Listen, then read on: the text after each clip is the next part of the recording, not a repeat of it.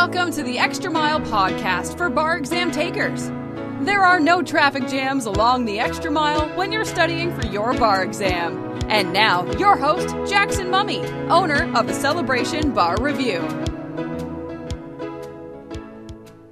Well, hey everyone, welcome to the Extra Mile podcast for bar exam takers. This is Jackson, and this is episode 118. Now, last week, if you've been a regular listener, you know that I predicted that New York bar exam results would be coming out, I thought, in the next 7 days. And I was right about that. They did come out on midnight Friday morning, first thing Friday morning. What I didn't expect was that Georgia would also release their results on the same day. And so Friday was a completely crazy day, lots of bar results coming in. We still had folks reporting results out of New Jersey and Florida, but then suddenly New York and Georgia on top of that, as well as some UBE states around the country. So there was a lot going on. And Friday afternoon, I went in our private Facebook group and I did a Facebook Live discussion with students and discussed the results out of those states and what we knew about them. And that's going to be the basis of today's episode. But before we get into that information, and there's a lot of information to share with you, I just want to update everybody that we still don't know Georgia total statistics as I'm recording today. As soon as we get those, we'll let you know.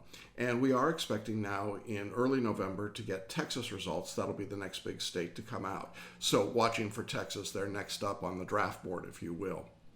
Now, if you're planning to take the bar exam in 2017, I want to invite you to join me this Thursday at 3 p.m. Eastern, that would be 12 noon Pacific time, for a free live masterclass. It's called How to Make the Next Bar Exam Your Last Bar Exam. I'm going to walk you through the specific steps, 4 steps that you need to follow in order to pass your bar.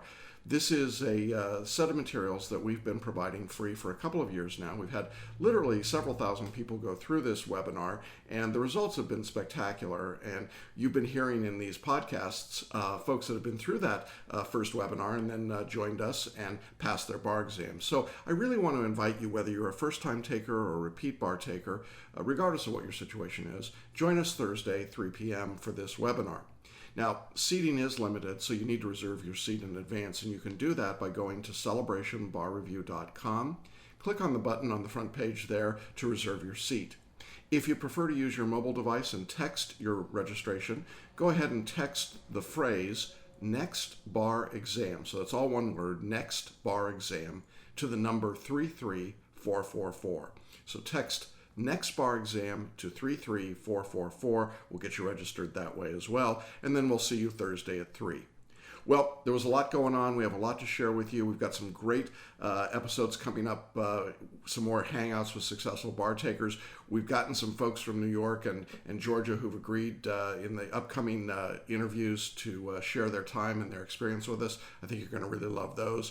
And we've just got lots of great news to share. So definitely want you to be with us. Thanks for giving some time today to join me and find out what's going on. And let's jump into it. Great. Glad to have you all with us today. We have a lot to talk about. There is a lot going on, and I really want to invite your comments, questions. You can just type them right there on your screen, and while I won't be able to see them, June will, and she will pass those on to me, and I will be glad to try and answer them for you. So let's go ahead and get started. For those of you that don't know, my name is Jackson Mummy, and I'm the owner of Celebration Bar Review. And for about 25 years, I've been preparing students to take successfully their bar exams all across the country, including the states of New York, New Jersey, Georgia. I happen to mention those just casually today, as well as Florida, California, Texas, and a bunch of others, the UBE included. So we've got a lot going on. About midnight last night, I was in a nice, deep, comfortable, meditative sleep. Life was good, and I went bolt upright about 12:15 a.m. Honest to goodness. Just went bolt upright and went, I think results must have just come out. Have no idea why. I don't know how the universe tells me these things. But in any event, I went bolt upright, grabbed my iPad and my phone, tried to let Sarah sleep. She appreciates that. Went out into the living room, and sure enough, the results were out. Who knew, right? I mean, New Jersey came out with their results ahead of New York this year and earlier than they normally do. And I thought New York would come out last week, but I was fairly certain it would be, results would come out this week. Well, they did, a little bit after midnight, and the emails started following shortly thereafter. And we want to talk about those New York results today, at least what we know right now, and kind of break them down a little bit, tell you some of the statistics, give you some of my sense of the exam right now as I see it and what's going on, and talk a little bit about some things I think you need to do if, in fact, you have to retake the New York bar. Well, so I'm thinking about New York bar this morning. Certainly that's my focus. We got New Jersey results last week, and have been thinking and talking to some of the New Jersey students.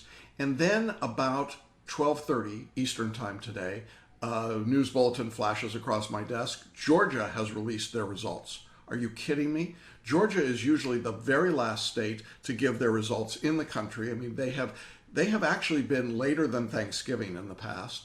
Out of the July results. And all of a sudden today, boom, there they are. Georgia results are out. So I don't have as much information about the Georgia results, but we do know that they're out and they're posted. And, in both New York and Georgia, we had some great success stories. And I'm really excited to tell you that I've already managed to make contact with a couple of people in those jurisdictions who've agreed to come on and do hangout interviews with me to talk about their successes. And man, you're going to love the stories that these people have got to tell. So I'm not going to give away all of that stuff. We're not going to do that today, but we'll be recording those interviews in the next few days and we'll get them out to you. And I'm really, really excited. For those of you that passed the New York or the Georgia or the New Jersey bar in the last week, congratulations. It's great news. It's fabulous news. You're definitely bucking the trend, I'll tell you that, because an awful lot of people did not pass in all three of these jurisdictions. The results are really all over the board. But let me just go back a bit to the New Jersey exam, where we had roughly a 65% overall pass rate in the state, but that is the lowest first-time bar taker pass rate in a decade. The New Jersey exam was offered for the last time as a state-specific exam, although that's a misnomer because what New Jersey did was that they tested just the 7 multi-state subjects in the essay form. There were no performance tests, and it was an unusual test in that it was really not New Jersey law so much as multi-state law with some New Jersey background information. In any event, that exam had the lowest pass results they've had in 10 years. So tough exam. The exam had been getting tougher, and we continued to see that in these results that came out last week. Well, what happens in New Jersey going forward, if you're not aware, is that in February 2017, New Jersey switches to the uniform bar exam, which means that it will be the same test in New York that you would take, or same test in New Jersey that you would take in New York, in DC, in Arizona, in New Mexico, in Missouri, a number of UBE jurisdictions. So the grading stays essentially the same in terms of the pass number that you need, which is a 266 out of a possible 400 points to pass. So it's an interesting test. And in last week's podcast, I talked a little bit about some of the changes that would happen in New Jersey with the UBE. I'm not going to repeat that here, but I just want you to be aware that it certainly is a shift. And if you took the New Jersey exam previously, you're going to be taking a completely different exam, even on different days here in 2017. So it's now the uniform bar exam, no longer New Jersey. There is no New Jersey material on the exam. There are more subjects that are tested, and there's the 2 multi-state performance tests as well as the multi-state bar exam. So that's New Jersey. Not a lot to say about it because it's shifted over, but we might take a look at New York and see if there's any information about New York that we could use certainly for New Jersey, because last year, New Jersey, or New York, wherever, oh my goodness, what a long day. New York shifted from their state-specific exam, and in July 2016, they went to the uniform bar exam. So this bar result that came out last night were from the new uniform bar exam. So what did that do to pass rates? And the interesting thing is that it appears to have raised them just slightly. And I want to share with you some of the statistics and numbers that we're getting in the early reporting right now out of New York. The overall bar pass rate for first-time and repeaters in New York, according to the state numbers, were 64%. Now, That's nothing to write home about. That is not exciting and wonderful and great. I mean, absolutely not. However, that's about 3% higher than it was a year ago, which means there's a slight uptick by going to the UBE. Now, we presumed that that might be the case, that the UBE would be a slightly easier test for people than the old New York bar exam, which was New York specific law, New York multiple choice, one MPT, not as well defined in terms of time limits for essays or the MPT. Again, the MPT is essentially 13, 14 subjects available for essays, and it's 6 essays that are selected, 30 minutes each. And in a moment, I'm going to tell you what those UBE subjects were that were tested. But the overall pass rate was 64%, so it's a slight uptick. Now, I make that point because if you were a New Jersey bar taker, we might expect to see the same trend line for February 2017. That is to say, I think we might see a slight uptick in New Jersey pass rates going from their old exam to the UBE. Seems to be somewhat slightly easier. First-time taker pass rate in New York was 73%. So, that's a reasonable number. It's not a great number, but it's a reasonable number. It's certainly better than some of the days that we've seen when we had first-time pass rates in the mid 60% or lower. So I'm pleased about that number. And then there's another really interesting number, which is foreign educated attorneys. Remember that New York is one of the exams. New York, California, Texas are the 3 big ones, Georgia now a little bit, in which foreign attorneys can sit for the exam. And this continues to be a really difficult test for foreign trained attorneys. The pass rate for foreign trained attorneys in New York overall was 37%. So it's a challenging test. And at 37%, that's not something that's going to make you all warm and fuzzy inside in terms of thinking, well, everything's going great and I can just cruise through this. So those are the numbers that we have right now. I can just supplement it a little bit by telling you that if you went to an ABA school in New York and you're a first-time bar taker, you had an 82% pass rate. But if you went to an out-of-state ABA school, pass rate was 83%. One of the things to keep in mind about New York for ABA schools is that New York is the preferred jurisdiction for typically the top tier schools. So if you went to law school in New York, for sure, but if you went to Harvard or Yale or Georgetown or UVA or Stanford and you're taking another bar outside of your local jurisdiction, New York is typically the one that you take. And so we typically see this wide disparity between the first-time ABA school result and the rest of the results. And the same was true here in New York this time around. Now, that bar repeater rate obviously was much lower to bring the overall number down to 64%. We don't have a complete breakout yet of just purely repeat bar takers in New York, but obviously it was a substantial number of people who did not pass who were bar repeaters. And I want to talk to that group in a moment very specifically. So that's a little bit of what we saw in terms of the numbers in New York. Now, switching over to Georgia for a minute, we don't have statistics yet. I just checked before we went live today, and I don't have statistics on Georgia. I can tell you that just from my eyeballing it, I would say it continues to be a tough exam. I would think we're going to be in the high 60s, low 70 percentile. That's my guess on the Georgia bar exam. This is not a UBE test in Georgia. It is its own state exam, and certainly a challenging test and continues to be challenging. A lot of repeat bar takers in Georgia, and we'll see what those numbers look like as we get some scores in. I was really pleased we had some repeat bar takers in our course from Georgia who passed. We had some attorney applicants who passed, and that's always exciting, and congratulations to all of those folks. All right, let me spend a moment talking about what was on the New York exam, because it's really what was on the UBE. And I think now that we've done New York, I think we can safely talk about what was on the test and what the subjects were. There were 6 essays on the exam, and the first of these essays was in corporations, business entities, so a single subject exam, 30-minute question. Question 2 was in the topic of evidence. So corporations, of course, is not a multi-state, not an MBE topic, but evidence is. Question number 3 was in torts, so an MBE subject. The question that seemed to get the most attention actually was question 4. It's a UCC 9, so secured transactions, with a little sliver of real property, and the examiners denoted it this way. Now this is unusual for a couple of reasons. One is it's a crossover, which typically the examiners don't do. It's usually just a single topic in an essay, but here we had a little bit of property thrown in, and I mean really just a small sliver. And secure transactions, obviously not an MBE subject.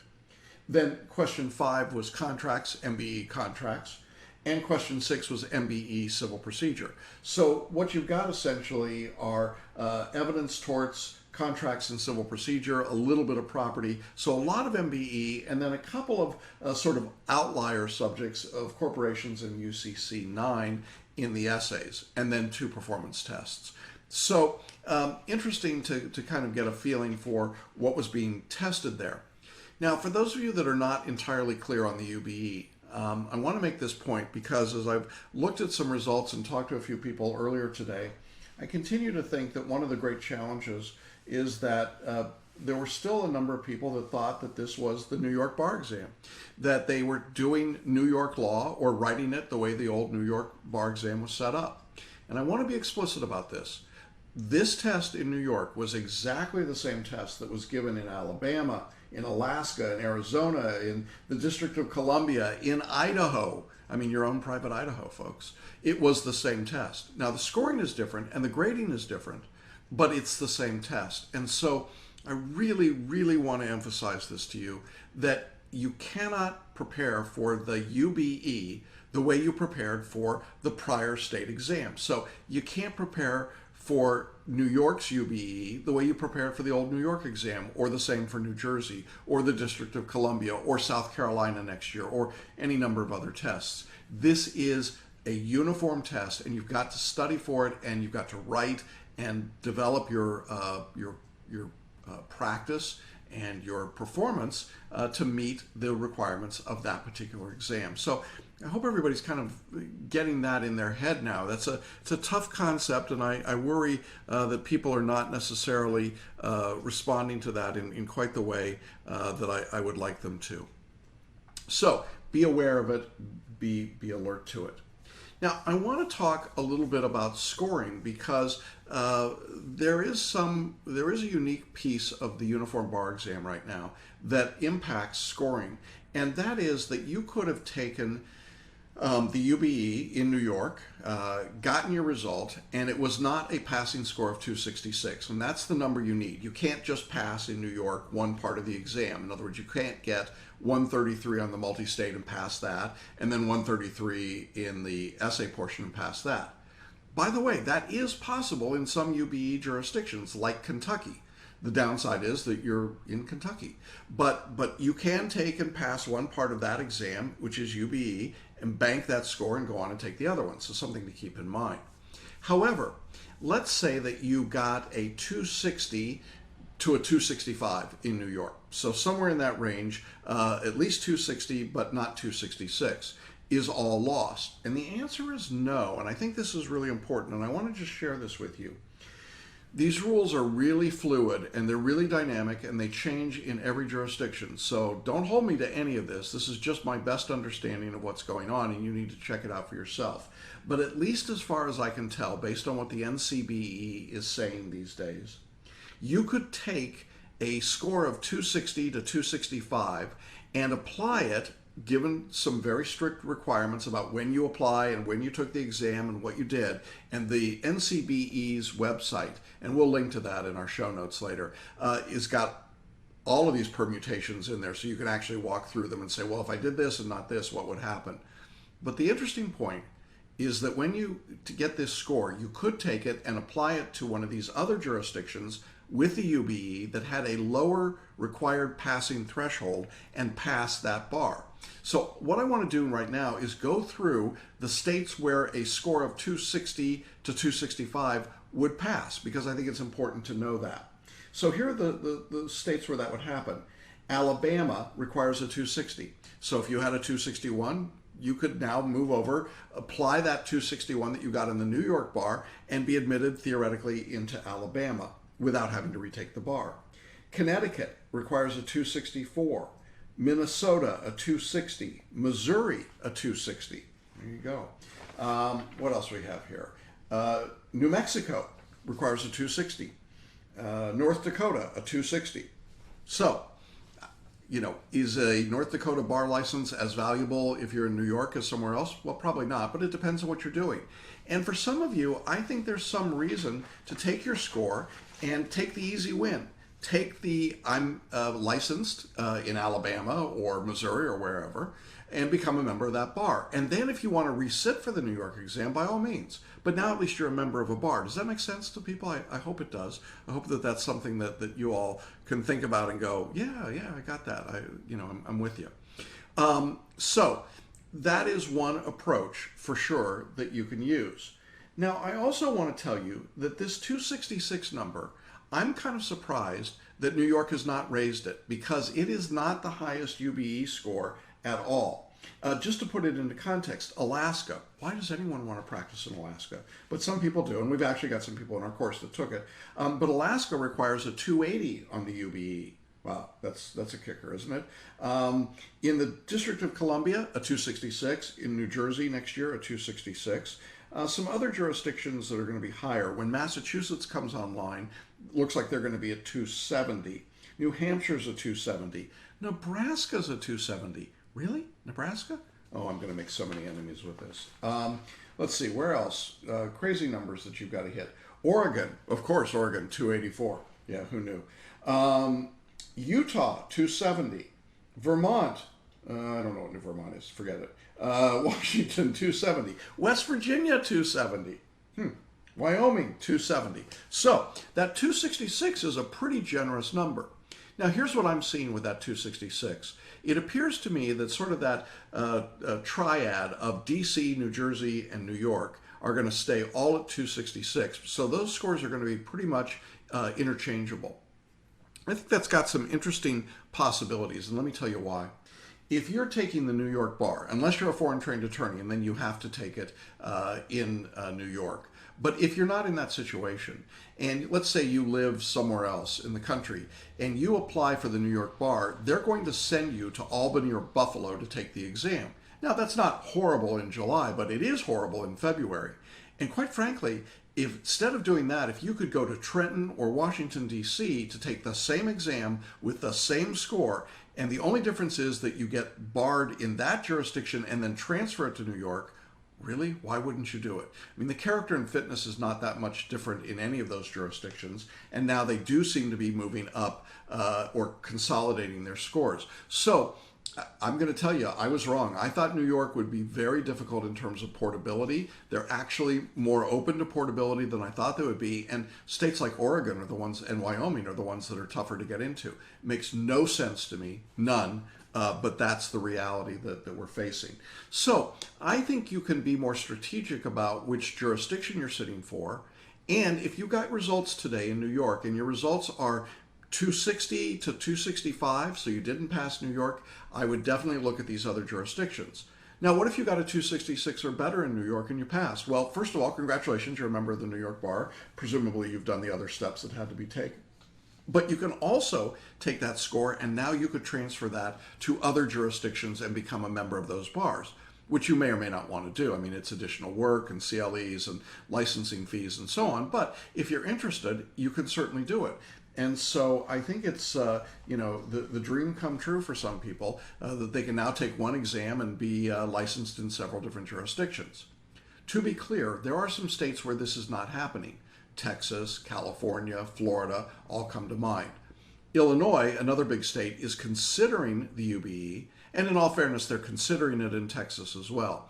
I don't see it in Florida or California or Georgia anytime soon, if ever. Probably not in my lifetime. But there are other states that are not ever going to go to the UBE. But it's interesting to see this trend. I mean, Massachusetts is going this way. South Carolina is coming online, as I said. Illinois, maybe. So there's some interesting things that are happening there. And I think the UBE is probably the wave of the future generally, but not entirely and not exclusively. All right. If you've got any questions about that, go ahead and type them in on your device or your screen. June will pass those on to me. But absent that, I want to just wrap up by talking a little bit about what I think happens now. If you got your results in one of these three jurisdictions, if you were in Georgia, New Jersey, or New York, and you've gotten your results and they weren't successful, what do you do now? Well, I would say that you want to take a couple of days to just sort of relax and breathe and maybe grieve it just a little bit, and then be prepared to move on. We don't have a lot of time to get ready for the next exam, and I think you're going to want to spend about 250 to 300 hours to be ready. And so I think if you get to that point and you wait too long to get started, it's going to be tough. I think it's a real bonus for those of you in Georgia to get the results today and not a month from now. So that's a big help. So that's the first thing, is to just kind of grieve the process, get over it, think about it, and then sort of recenter yourself and get ready to study again, and then start your studies. It will be very tempting to wait until mid-November, but then you're in Thanksgiving, and then it's Christmas, and then it's New Year's, and you know how that goes. So you've got to go ahead and get started. There's no real reason to wait. I also think it's important to look at what you did and ask yourself, what can I do differently this time if I didn't pass? Can I get more mentoring? Should I use photo reading or the paraliminals that we offer in our course? I think both of those things are amazing tools. I just finished an interview with Bill Harris at Centerpoint Research Institute, the creators of the Holosync audio meditation program, and I continue to believe that that's an incredible tool that you should be using and considering in order to help your focus, your concentration, reduce your stress, all of those pieces. And so we're glad to talk with you about all of those things, but I think they make a difference. In other words, I think you have to do some things differently. I want to caution you, particularly in these UBE jurisdictions, that you cannot write essays the way you used to write them. This is a different ballgame. This is a 30-minute generic exam, and it's really important that you write a particular structured way. And if you didn't do that, New York offers you the option to get copies of your answers back. I would encourage you to do that, to request your answers, and then to review them with me if you're in our course, but certainly to look at them yourself and get a sense of what you did and compare it to the materials. Also, in our course, we've already included the July 2016 UBE questions, both the essays and the performance tests, along with the examiner's point sheets. We'll be adding some model answers as we go along, but those will be up in your course in the next few weeks, or actually next few days or week, so that you'll have the opportunity to go in and compare your work and see what's going on there. So I think that'll be helpful. I'm really excited that we had so many of you watching and participating. I just want to give a shout out to Priscilla. I know you got some results today, and to Monica. And we know results are coming in around the country in other jurisdictions. I haven't talked about them, but Ohio, Arizona, some other smaller UBE jurisdictions releasing results as well. So we're in that season. And the same things that I've said here are true for everybody. It's a matter of focusing in on what you're doing well, doing more of that, changing the things that are not working properly for you, and upgrading and adding the kinds of help and services you can get. The overall trend that we're seeing is that the bar results across the country, on the whole, are lower now than they were last year. I think New York is definitely running counter to that by being up just a little bit.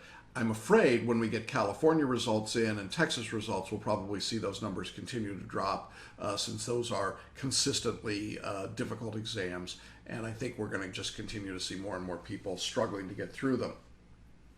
If you've been struggling with the bar exam, we really want you to get help. We want you to ask questions and to avail yourself of the resources. If you're in our course, for sure. If you're not in our course, we've got plenty of places for you to find out about what we have to offer and how we can help you. And so I want to encourage you to be part of that, and we'll put links in all of our material for that. There's a free webinar. We invite you to join me to find out how to make the next bar exam your last bar exam. And we've got a video that we'd like you to watch as well. I did get one question. Monica wanted to know the percentage of passing scores in New York for foreign lawyers. And we talked about that just a moment ago, but the overall rate for foreign trained attorneys was 37% in New York. So it is a low number. And I think if you're a foreign trained attorney in New York or a foreign trained attorney in Georgia as well, you've got to put all the resources you can into taking this exam. Now, we had foreign trained attorneys pass both of those exams, but I will say it took a lot of effort, took a lot of work.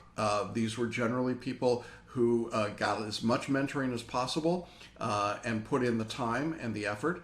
And, it's not easy, to be candid. It's just not easy. And I think we'll see the same trend when we get over to Texas and California with foreign trained attorneys, particularly if English is not your first language. I think it's a huge challenge for people. So definitely something to keep in mind in this process. So hope that answers that question there. I just want you to know the world will continue. We'll move on. For those of you that passed, we're so pleased for you. For those of you that did not pass, it doesn't mean you won't ever. It just means we have to keep working. You need to find the resources that will make that possible for you. And you have to commit yourself to the process, to doing what's going to work and work well for you. We're excited to be able to be part of that process for everybody, whether you're a first-time taker or a repeat bar taker. And I just want you to know that this is part of what happens. It's just the way that the exams go. And we think that in the long run, things are going to stabilize and quiet down. We hope they will. But these are tough times. There's no doubt about it. So just encourage you to explore, check out the various features and options and programs that we offer and the resources that we offer as well. And if you have questions, let me know. It's been great spending time with you this afternoon. Thanks for being here. Thanks for your questions and your comments. Thanks for all the thumbs up and the likes and the hearts going across the screen. And we will be back with you in Facebook again soon. We'll probably take this recording and make it into a podcast. So we'll put that out there for the world in a few days. And for those of you on the podcast, we're glad to have you with us as well. So thanks so much. And I'm going to sign off now. We'll talk to you soon. Take care. Well, that's our episode for today. Thanks so much for joining me and for being part of the Extra Mile podcast for bar exam takers.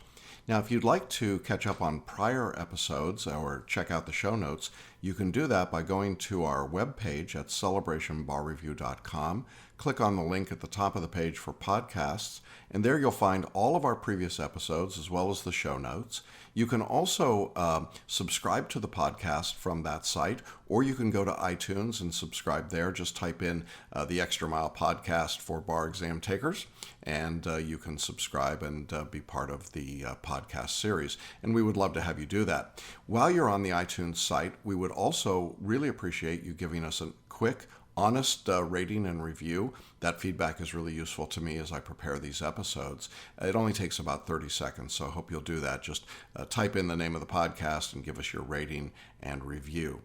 Again, if you've got any questions or you'd like to know anything else about Celebration Bar Review or the courses that we offer, visit our website, or I invite you to contact us. My email is jackson@celebrationbarreview.com, and I look forward to hearing from you and to seeing you along the extra mile very shortly. See you on the pass list. Bye-bye. Thanks for listening to the Extra Mile podcast for bar exam takers at www.celebrationbarreview.com.